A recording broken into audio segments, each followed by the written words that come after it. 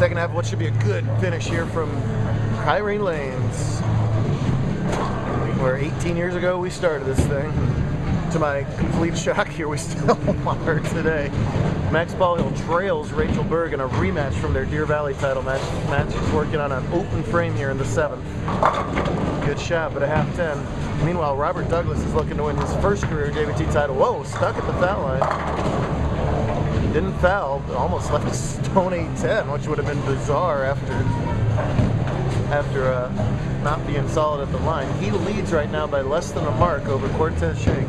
He's 15. He's looking to win his 30th title, and that makes me want to cry. It makes everybody want to cry.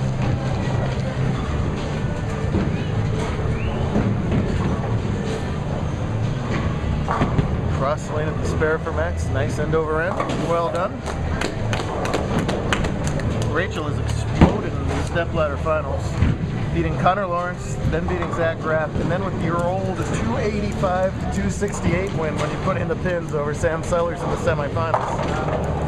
It looked like Sam and Rachael were bowling the scratch division title match over in the handicap side.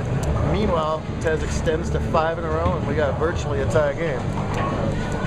They got those 5 frame screens on, which drive me up because I don't know exactly what the count is right now. This is take the lead though, puts him in the 2/3. He didn't look solid at the line. Oh man! Oh, and Rachael slides by that spare. Looked like Tess either stood up at the line or something there. Yeah. Almost pocket 7-10. No, almost blistered both messengers out anyway. And now, when I see the count, if he spares this up, they are tied through 8.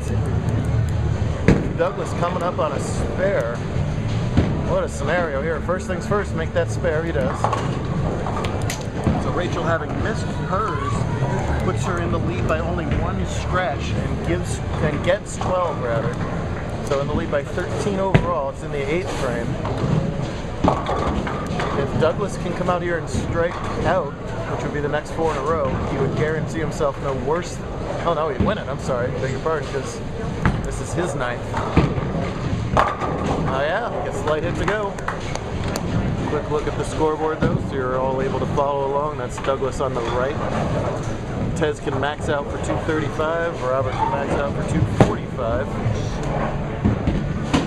Rachael misses that spare by a mile. Uncharacteristic for the way she's bowling, and that essentially ties up that match. We're going down to the wire, kids.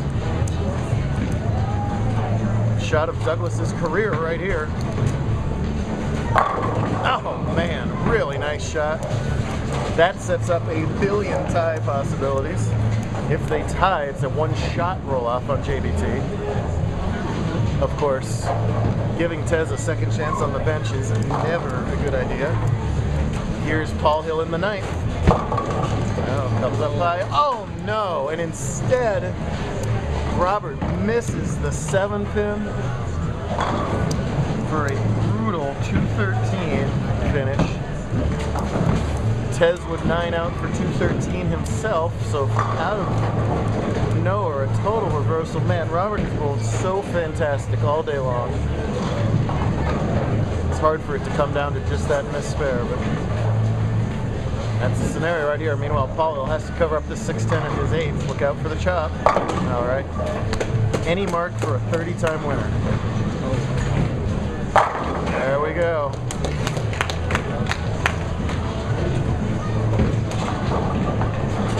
It was dicey knowing that Tez could have come up and doubled to beat him. Give him a chance to just mark, and he's not going to miss the whole area out. Well, history, folks. I know there's lots of other tours all over the country. I doubt that any of them have a 30-time winner at 15. And I forget how many handicap titles it was, but it was 4 or 5. So, I mean, these are almost all scratch titles. Weekly playing against bowlers aged 22 and younger. So he's basically a full scratch career younger than the people he's playing. 30 titles, I think, is 5th best all time, 5th or 6th in that area.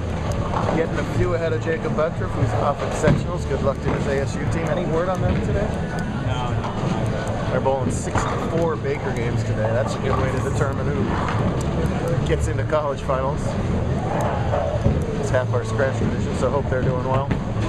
Another 6'10" for Polhill to shoot at. Oh, and this time he does chop. As things have fallen apart over there in handicap. But over there, it's Tez again. 234 to 213 is your final. 30, kids. 30.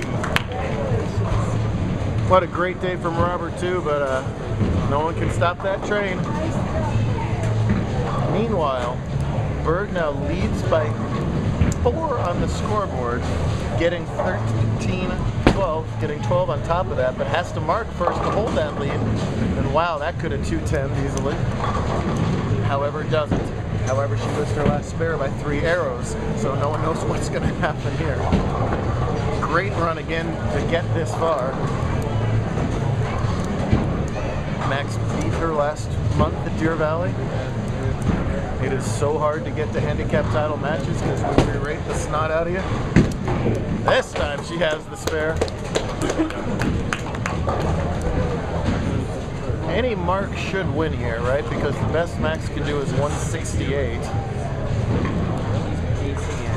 Rachael with 9 out for 150 plus 13 for 163. Yeah, so any decent count mark locks up a long-awaited first career title. I would like to introduce the dictionary definition of nervous. Over here, over here, over here, and over here. And here's the shot. That's pretty good. Wow. Deadwood on 26. Keith was right, it was pretty good, and that's one of the worst possible results for really a decent shot. He doesn't have a lot of rotation. Deadwood on the deck on 26. Deadwood on the deck on 26. Also at a range on 13. Everything in a bucket is hard for anybody to shoot in practice, let alone in the 10th frame of a title match. Let's see if she can cover it. Oh no. Just 3 minutes ago, we watched heartbreak from Robert as he missed his 7th in. Here, Rachael misses the bucket for 190.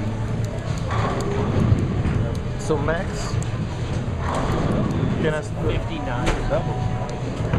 Max has to win by 12 to tie, so that's 159. So it was enough to force Max to double, even with that chop. 6-2, and Max wouldn't have had to double. Now Max does have to double. And here he goes. Oh, I didn't even hear that ball hit the lane. Oh! Look at that pin still going. Oh! Look at that. Oh! Let me tell you, that ball was so sweet off his hands. Destroyed the hole, and Max is the only one smiling right now. That is a wry smile, though, as he just pured it. He got rubbed, and there is elation on the other side. As in the last month in the Arizona conference, Max and Rachael are now even, 1 apiece. And by what will be 1 pin if Max goes spare strike, Rachael Berg is a JBT champion. Oh my goodness. What a roller coaster. What a roller coaster of up and down from all 4 finalists right here. I don't blame Mom. I wouldn't blame Rachael. I don't blame Sebastian's keeping his cool right now. I don't know why. He's like, I got my titles. He knows what's up over there. Max, you couldn't throw it any better. Heartbreak for, and now the ball return. Throw a house ball. Oh my goodness. Throw anything. We got a ball return, so we're not going to stay with it, but hats off to all of our finalists. 1,100 tournaments later, folks, it can still be pretty exciting. Thanks for the color commentary, Keith. I didn't give you a second to open your mouth. My fault.